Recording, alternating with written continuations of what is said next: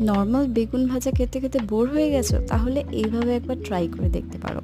একটু মোটা আর গোল করে বেগুনগুলোকে কেটে নিয়ে 2 চামচ হাঙ্ক কার্ডের মধ্যে অ্যাড করে দিতে হবে নুন, হলুদ, ধনে গুঁড়ো, জিরে গুঁড়ো, লঙ্কা গুঁড়ো, চিনি আর একটু পোস্ত।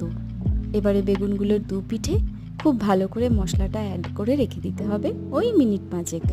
কড়াই খুব অল্প একটু তেল গরম করে একে একে বেগুনগুলোকে দিয়ে ঢাকা দিয়ে দু পিঠ খুব ভালো করে ভেজে নিতে হবে। ঢাকা দিয়ে করলে বেগুনগুলো সিদ্ধও হয়ে যাবে আর তেলটাও কম লাগবে।